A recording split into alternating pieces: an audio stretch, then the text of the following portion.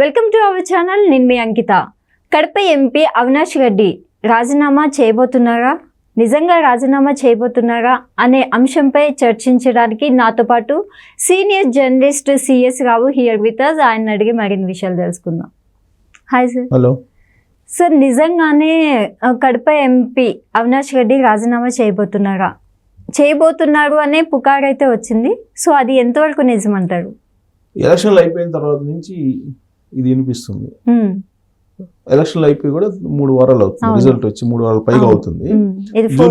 June 4th result వచ్చింది కదా, almost 1 month రేపటికి 1 మంత్ అవుతుంది.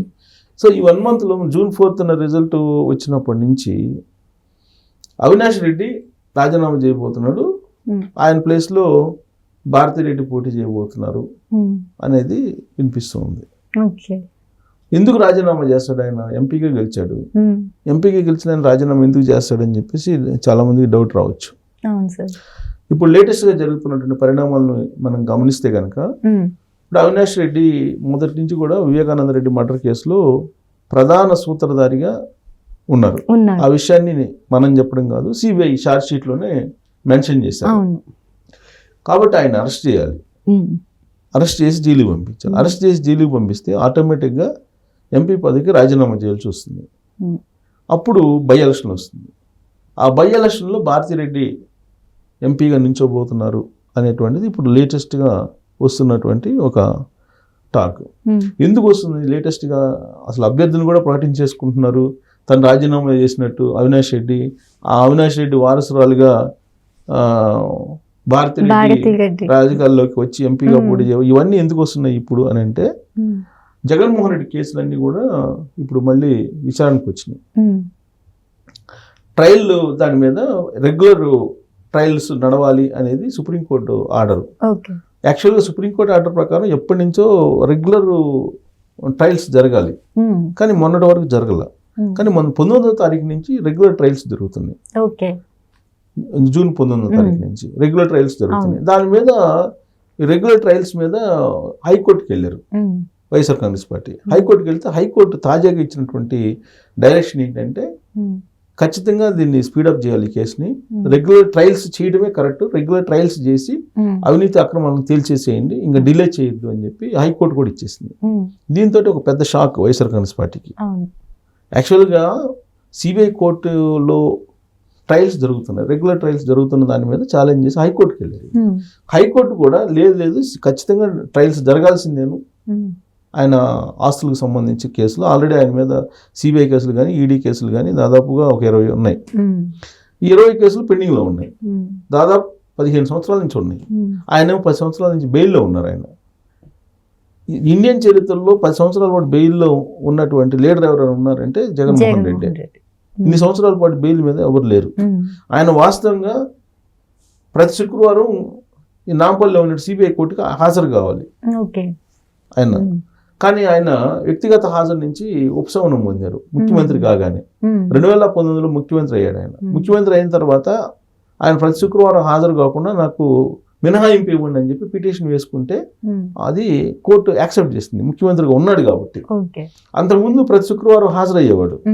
ఇప్పుడు ఈ రెగ్యులర్ ట్రయల్స్ జరుగుతున్నాయి కాబట్టి ప్రతి శుక్రవారం ఖచ్చితంగా హాజరు కావాల్సిందే, అవసరమైతే శుక్రవారం కాకుండానే కానీ హాజరు కావాల్సిందే.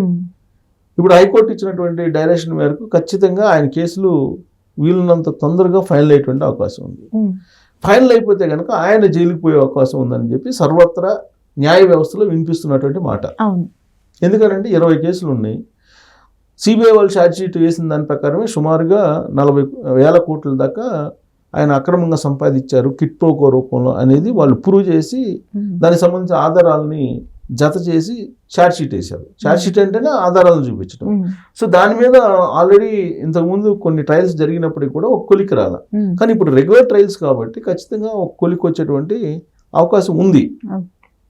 సో అంత రెగ్యులర్గా జగన్మోహన్ రెడ్డి కేసే ట్రయల్స్లో రెగ్యులర్గా చేయమని చెప్పి స్ట్రిక్ట్ ఆర్డర్స్ వచ్చినప్పుడు సిబిఐ కూడా యాక్టివ్ అయ్యి దాని ఇన్వెస్టిగేషన్ మరింత వేగం చేస్తుంది. అలాంటప్పుడు ఖచ్చితంగా అవినాష్ రెడ్డికి సంబంధించినటువంటి ఈ వివేకానంద రెడ్డి మర్డర్ కేసు కూడా అంతే స్పీడ్గా జరుగుతుంది అనేటువంటి ఒక నమ్మకం ఇప్పుడు ప్రజల్లో కలుగుతుంది. యాక్చువల్గా ఆ కేసులు ఎందుకు డిలే అవుతున్నాయి, ట్రయల్స్ కానీ లేదంటే విచారణలు కానీ లేదంటే సిబిఐ దర్యాప్తులు కానీ ఎందుకు ఆలస్యం జరుగుతున్నాయి అని అంటే బీజేపీకి సంబంధించిన పెద్దలు ప్రమేయం ఉంది, వాళ్ళు ఏదో అభయహస్తం ఇస్తున్నారు, వాళ్ళ ఆశీస్సుల కారణంగానే ఆలస్యం జరుగుతుందని చెప్పి అందరికీ తెలిసినటువంటి నగ్న సత్యం. ఇప్పుడు వాళ్ళ ఆశీస్సులు లేవు అని చెప్పి చెప్పడానికి ఈ తాజాగా వచ్చినటువంటి కోర్టు డెసిషన్స్ కానీ లేదంటే సిబిఐ కొంచెం దూకుడు ప్రదర్శించడం కానీ దర్యాప్తులో కొంత వేగవంతం చేయటం కానీ ఇవన్నీ చూస్తే కనుక సో ఇక నుంచి చట్టం తన పని తాను చేసుకోపోతుంది, ఎవరు అడ్డుకునేటువంటి అవకాశం ఉండదు అనేటువంటి ఒక అభిప్రాయం కలుగుతుంది. అది నిజమైతే అవినాష్ రెడ్డి ఖచ్చితంగా జైలుకి పోతాడు. వన్స్ జైలుకి పోతే ఆయన రాజీనామా చేయాలి, ఆటోమేటిక్గా జరుగుతుంది ఆ ప్రాసెస్. ఆయన రాజీనామా చేయగానే ఆయన్ని మళ్ళీ బై ఎలక్షన్ వస్తుంది. బై ఎలక్షన్ వచ్చినప్పుడు ఖచ్చితంగా కడప నుంచి మళ్ళీ ఓరాహోరీ ప్రచారం, ఓరాహోరీ పోటీ మనం చూడొచ్చు. ఎందుకంటే పక్కనే షర్మిల ఉంది. షర్మిల ఆల్రెడీ మొన్న ఎలక్షన్లో కడప ఎంపీగా పోటీ చేసి ఓడిపోయారు ఆవిడ. ఈసారి ఖచ్చితంగా ఆవిడ పోటీ చేసే అవకాశం ఉంది. ఈసారి పోటీ చేసి అక్కడి నుంచి ఆవిడ ఖచ్చితంగా అగ్రెసివ్ పాలిటిక్స్ అక్కడి నుంచి చేస్తారు. ఆల్రెడీ మొన్ననే అక్కడి నుంచి ఆరంగేట్రం చేయాలనుకున్నారు, బట్ మిస్ అయింది. కానీ ఈసారి అలా ఉండదు. ఆల్రెడీ ఈసారి కొంచెం సింపతి కూడా వచ్చే అవకాశం ఉంది. లాస్ట్ టైం మిస్ అయిపోయారు కాబట్టి ఒకసారి అవకాశం ఇద్దామని చెప్పి అనుకుంటారు. పబ్లిక్ మెంటాలిటీ అలా ఉంటుంది. జగన్మోహన్ రెడ్డి కూడా అంతే కదా, ప్లీజ్ ఒకసారి అవకాశం ఏం చెప్పి ఇచ్చారు ఆంధ్రప్రదేశ్ ప్రజలు. సో సేమ్ షర్మిలకు కూడా అవకాశం వచ్చే అవకాశం ఉంది. అందుకని చెప్పి ముందు నుంచే భారతిరెడ్డి పేరుని లీక్ చేస్తుంది వైఎస్ఆర్ కాంగ్రెస్ పార్టీ, భారతిరెడ్డి నించోబోతున్నారని. సార్ ఇప్పుడు చూస్తే భారతిరెడ్డి అసలు ఎంపీగా కానీ గెలిస్తే, అవినాష్ రెడ్డి గారు రాజీనామా చేస్తే, సో దీనివల్ల వైఎస్ జగన్మోహన్ రెడ్డికి ఏమైనా బెనిఫిట్ ఉంటుందంటారా? జైలుకు వెళ్ళడం బెనిఫిట్ అంటే ఒకటి, ఇక్కడ ఇప్పుడు వైఎస్ఆర్ కాంగ్రెస్ పార్టీ కంటిన్యూ కావాలంటే జగన్మోహన్ రెడ్డి ఉండాలి. జగన్మోహన్ రెడ్డికి జైలుకి వెళ్ళే అవకాశం ఉందని చెప్పి ఈ కేసులు ట్రయల్స్ చెప్తున్నాయి కదా. ఇప్పుడు జగన్మోహన్ రెడ్డి జైలుకి వెళ్తే ఎవరు పార్టీ బాధ్యతల్ని మరి రన్ చేస్తారు? ఇమీడియట్ గా ఉండేది భారతిరెడ్డి కదా. భారతిరెడ్డి తప్ప మిగతా వాళ్ళు ఎవరు లేరు కదా అక్కడ. అందరూ బయటకు వెళ్ళిపోయారు, వాళ్ళ మదర్ని పంపించేశారు, మదర్ కూడా ఆయన దగ్గర ఉండలేదు, అందరూ దూరం అయిపోయారు కదా. ఇప్పుడు ఆయన సతీమణి ఇద్దరే కదా, వాళ్ళిద్దరు మినహా ఎవరు లేరు. కాబట్టి ఆటోమేటిక్గా వారసత్వంగా భారతిరెడ్డి వచ్చే అవకాశం ఉంది. ఈ రాజకీయ వారసత్వం కోసమే ఈ మొత్తం కుటుంబ కలహాలు, కుటుంబ వ్యవహారాలన్నీ బయటకు వచ్చినాయి అనేది ఇంకొక వాదన కూడా వినిపిస్తుంది. సో కాబట్టి భారతిరెడ్డి ఎంపీ అయినందువల్ల ఎంతకంత బెనిఫిట్ అయ్యగా జగన్మోహన్ రెడ్డి. ఇప్పుడు సపోజ్ ఆయన జైలుకి వెళ్ళినా ఈమైతే ఎంపీగా ఉంటారుగా, ఢిల్లీలో ఉంటారు. ఢిల్లీ పెద్దల్ని ప్రసన్నం చేసుకోవటమో లేదంటే ఢిల్లీ స్థాయిలో రాజకీయాలు చేయటమో లేదంటే లైజనింగ్ చేసుకోవటమో ఏదో ఒకటి చేయటానికైతే ఒక అవకాశం ఉంటుంది. ప్లస్ ఒక పదవి ఎంపీగా ఆవిడకు ఉంటుంది. వైఎస్ఆర్ కాంగ్రెస్ పార్టీని రన్ చేయడానికి డైరెక్ట్ గా అధ్యక్షురాలు కాకుండా ఆల్రెడీ ఎంపీగా రాజకీయాలకు ఎంటర్ అయినట్టు కూడా ఉంటుంది. సో ఇవన్నీ కలిసి వచ్చేట్టు అంశాలు. అయితే ఇక్కడ భారతిరెడ్డి పోటీ చేస్తే అవినాష్ రెడ్డి రాజీనామా చేసిన తర్వాత షర్మిల ఊరుకుంటారా? ఖచ్చితంగా అప్పుడు హోరాహోరీ పోటీని మనం చూడొచ్చు అక్కడ. ఇంకొక వైపు మళ్ళీ తెలుగుదేశం పార్టీ పోటీ చేస్తారు, తెలుగుదేశం పార్టీ క్యాండిడేట్ కూడా పోటీ చేస్తారు. అదొక కడప ఎంపీ ఎన్నిక అనేది చరిత్రలో నిలిచిపోయేలాగా జరిగే అవకాశం ఉంది. ఇప్పుడు అవినాష్ రెడ్డి జైలుకి వెళ్తే రాజీనామా చేస్తే కనుక సో అది జరగబోతుంది అనేది ఇప్పుడు లేటెస్ట్ గా ఈ కోర్టులు ఇచ్చిన డైరెక్షన్స్, ఈ ట్రయల్స్ నడవటం, వీటన్నిటిని బట్టి చూస్తే కొంత అంచనా వేసుకోవచ్చు. చూడాలి, చట్టం తన పని తాను చేసుకుని పోతుంది అనే దగ్గర నుంచి పోవటం లేదని అన్నాను అనుకో, మళ్ళీ యాస్టీస్ గానే ఉంటుంది. ఆయన అక్కడ ఎంపీగానే కొనసాగుతాడు, యాస్టీస్ గా నడుస్తుంటది.